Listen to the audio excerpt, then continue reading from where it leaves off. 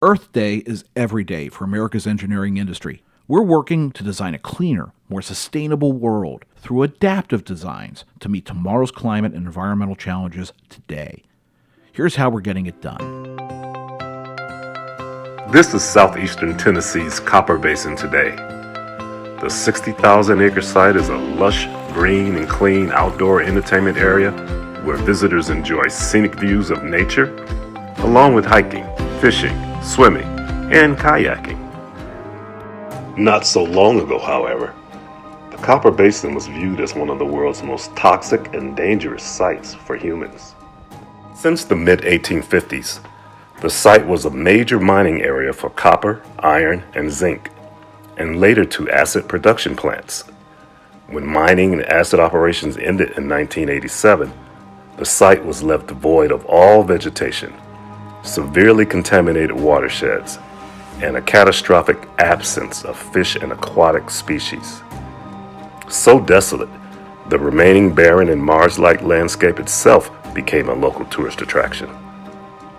In the early 2000s, local, state, and federal leaders decided enough was enough. Thanks to unbelievable engineering innovation, taking nearly 20 years, the Copperhill Basin today is a tourist destination of a different kind, this time as a wonderland of nature.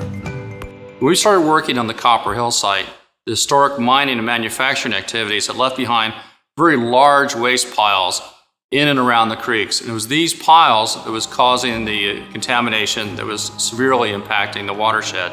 The nearly two-decade restoration required more than 100 work plans addressing multiple assessments, remedial designs, and long-term monitoring needs.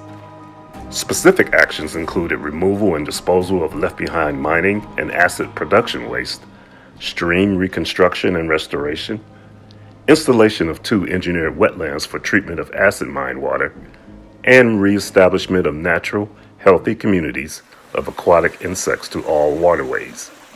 Two of the main areas we were able to have the most success in that was finding an alternative storage for the non-hazardous mining materials. Where does that need to go? And then overall coming up with multiple layer, different type of material caps to protect those streams and help restore the water quality in those streams ultimately from contamination. The innovative solution that I think contributed most to the success of this project was the use of adaptive management approach. So unlike the traditional assessment, then feasibility study, and then corrective actions happening in series, we went ahead and moved forward with some initial remedial actions with limited assessment activities having been completed.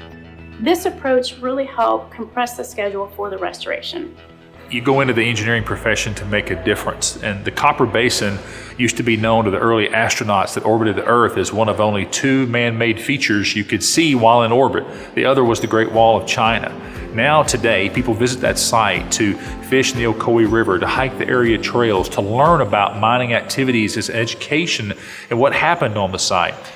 It's been an awesome journey to work with the EPA, the Tennessee Department of Environment Conservation, Glen Springs Holdings, and the folks at Barge, and all around to bring this site to the level that it is today, that it's such a community asset. The Copperhill Watershed Restoration Project transformed an enormous, century-old abandoned and hazardous site into a vibrant outdoor recreation area flush with natural splendor, and a monumental example of engineering excellence.